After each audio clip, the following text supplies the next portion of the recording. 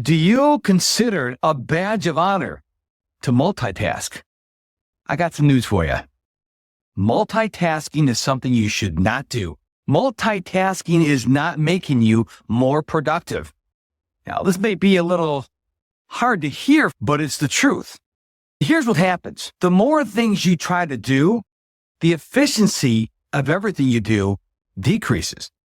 If you do two things, and then you do a third and a fourth and a fifth, you're just juggling. You're rapidly switching between these tasks, and every task you work on, every project you're trying to work and juggle at the same time, the efficiency decreases.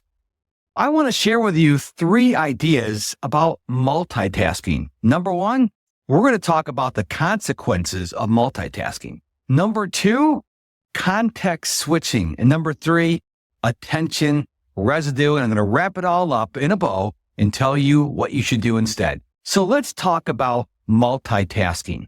Like I just mentioned, multitasking is when you try to do more than one thing at a time.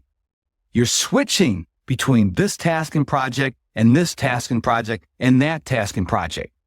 The problem is, as I alluded a few minutes ago, your efficiency for everything you're doing decreases. And there's no set amount of the decrease. Because if you're working on one task, you're not operating at 100%. So let's say, pick a number out of thin air. Let's say your efficiency is 80%. Now you're working on 2 tasks. Maybe your efficiency drops to 60%. Add a third task, maybe down 40%. There's no exact number. The point is, you cannot multitask. In fact, neuroscience has proven the brain can only do one thing at a time. So when you're trying to juggle multiple tasks or multiple projects at the same time, guess what happens? Your brain is only doing one thing at a time. It's just rapidly switching between tasks. You think you're multitasking, but the brain is incapable of multitasking. So what are some of the consequences of being a multitasker? Well, number 1, obviously, your productivity takes an enormous hit because remember, your efficiency decreases with everything you add on to it. And of course, when you're not as productive, you don't get things done, which causes you frustration, overwhelm, and anxiety. So the moral of the story is, forget about multitasking. Now let's talk about context switching. Context switching is when you rapidly go from task A to task B to task C, to task A to task C to task B to task D, and you're just going back and forth. What happens is you're working on project A, you're working on task A.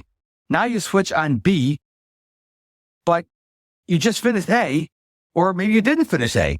So A is just hanging out there. Now you're working on B, and then maybe C. Now you say, well, I'm not really doing that. Oh, but you are. You are writing a blog post, for example, and you see you got an email. So you go to your email tab, and now you're reading the email. And then you notice, hey, I got a text message. So you pick up your phone or you read your text message on your desktop. What happens is you are switching between task and task. They don't have to be related. What happens is you are spreading yourself, your mental capacity, way too thin. My favorite topic that comes along the lines of multitasking is attention residue. This is so important. I want you to hear me very clearly. Let's say you're working on task A and you say, okay, I don't want to work on task A anymore. I'm going to switch to task B. So you start working on task B. Your brain, part of your brain is still thinking about task A. You may have consciously disconnected from task A and start working on task B, but your brain did not cut the line and forget about task A. So you're working on task B. Meanwhile, your brain's going, I got some other ideas for task A. But wait, it gets worse. Now you switch from task B to task C. Now, your brain may still be considering task A and task B. Attention residue is real. Attention residue is when you go from task A to task B, but you haven't completely disconnected from task A. Now you may say, well, That's normal. What can I do to prevent attention residue? Don't go from task A to task B to task C. What I highly recommend you do is when you are done with task A, make sure you completely disconnect from task A. So you close the file, you close the tabs, you put away your notebooks, and you take a break. Get up from your work area. You walk someplace else. Maybe you do some quick meditation, some quick deep breathing, something that separates you from task A to task B. Now, when you start task B, depending on how long it is before you start it, you're still going to be thinking about task A. It's human nature. Our brains do not get turned on and turned off like a switch. But you have to come to a point where you say, I am no longer going to be working on task A. I'm going to switch to task B. Do not just switch like a light switch. Find a way to disconnect from task A. I highly encourage you to take a break. Maybe you can watch a funny YouTube video, not a 1-hour YouTube video, maybe a 5 or 6 minute YouTube video. Maybe go for a walk around the block. Disconnect as much as you can from task A. Then when you pick up task B, you have reduced, not eliminated, the attention residue. Now, this is why I work in a 50-10 Pomodoro technique. What I'll do is I will work for 50 minutes. Then I'll take a 10-minute break. Now, I have found that 10-minute break is enough to disconnect from the task I was just working on. So we have multitasking. We have context switching. We have attention residue. What is the solution? Well, it's not too hard to imagine. It's called single tasking. Single tasking. Single tasking is when you work on one project. So, for example, let's say you're going to spend 45 minutes on social media. That's all you do. You don't try to text. You don't try to look in your email. You don't try to write a blog post or listen to a podcast. You focus on social media. When you're done with social media, you take a break, and then I'm going to work on my blog post. So when you work on your blog post, you mute your phone or you turn your phone off, you close all the social media tabs, you open up your word processor or whatever you're doing to write the blog post, and that's all you do. You do one thing at a time. It's called single tasking. Single tasking.